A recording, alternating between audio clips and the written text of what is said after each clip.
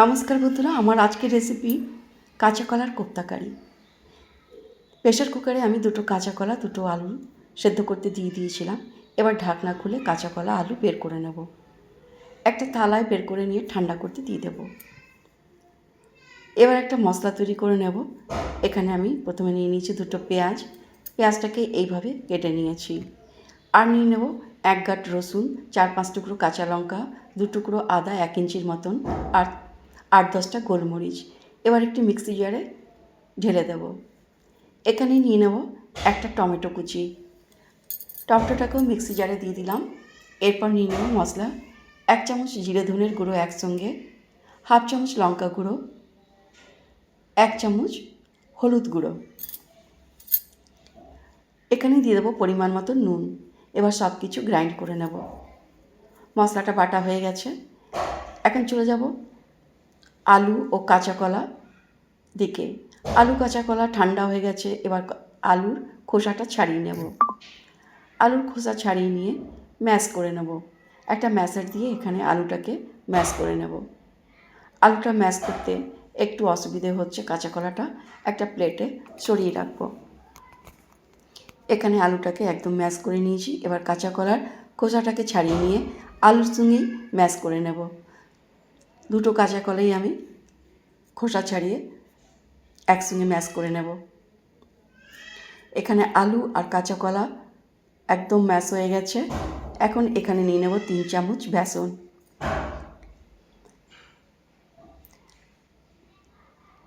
এবার নিয়ে নেব 1/2 চামচ হলুদ গুঁড়ো, 1/2 চামচ জিরে ধনে গুঁড়ো, 1/2 চামচ লাল লঙ্কার গুঁড়ো, স্বাদ মতো নুন,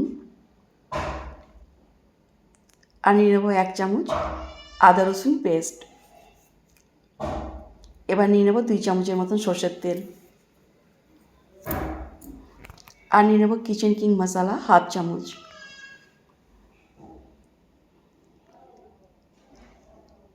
এবার নিয়ে নেব জোয়ান, হাতে ডলে একটু জোয়ান নিয়ে নেব 1/2 চামচের মতন, আর এখানে নিয়ে নেব 1 পিঞ্চ হিং। হিংটা দিলে কোপ্তার স্বাদটা খুব ভালো লাগবে। এবার সব কিছু একসঙ্গে করে নিয়ে মেখে নেব।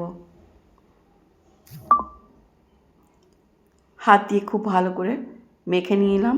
বাকি আরেকটু আমার লাগবে এখানে বেসনটাকে দিয়ে দিলাম। এবার খুব সুন্দর করে একটা ডো তৈরি করে নেব। কোপ্তা ভাজার জন্য গ্যাসের উপরে আমি আগেই তেল গরম করতে দিয়ে দিয়েছি। তেলটা গরম হয়ে গেছে। এবার আমি কোপ্তা ভেজে নেব। তেলের মধ্যে আমি গোল গোল করে কোপ্তা ঢেলে দিলাম। এবার উল্টে পাল্টে ভেজে নেব। কাঁচা অবস্থায় কোপ্তাটাকে ছোবো না। এক পিঠটা ভাজা হয়ে গেলে অপর পিঠটা উল্টে দেব। এক এক করে কোপ্তাগুলোকে আমি উল্টে পাল্টে দিলাম।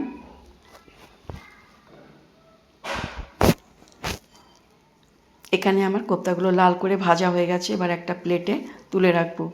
এই কড়াইতেই আবার বাকি কোপ্তাগুলোকে ভেজে নেব।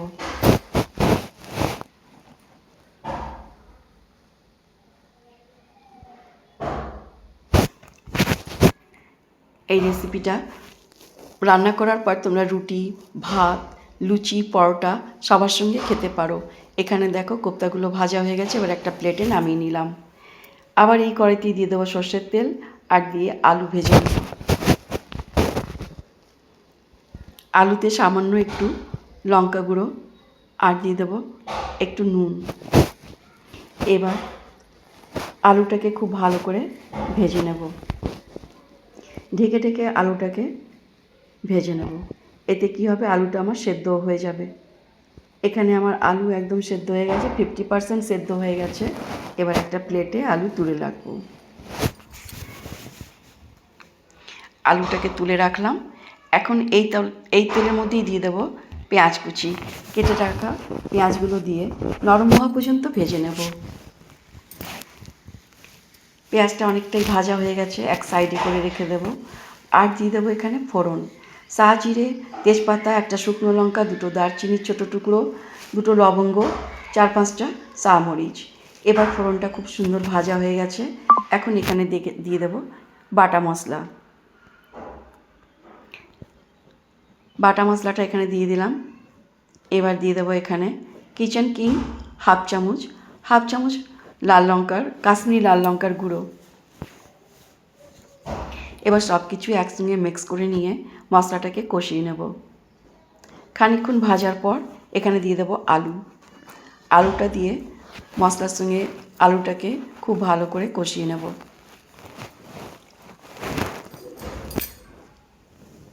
আলুর সঙ্গে মশলাটাকে খুব ভালো করে কষিয়ে নিয়েছি। এখন ঢেলে দেবো গ্রেভির জন্য জল।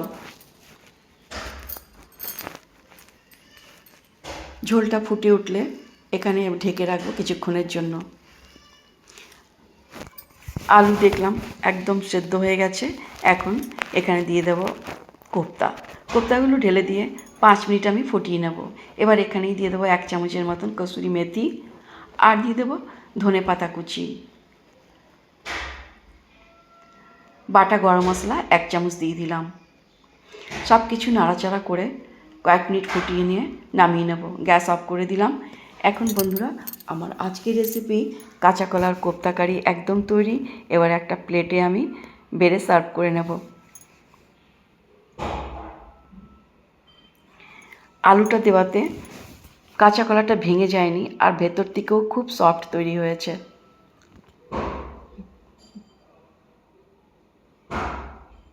দেখতে পাচ্ছ কত সুন্দর আজকের কোপ্তা কারি তৈরি হয়েছে। কাঁচা কলার কোপ্তা কারি ভেতর থেকে দেখো, ভেঙে দেখাচ্ছি তোমাদের। দেখো ভেতর থেকে কতটা নরম সফট হয়েছে।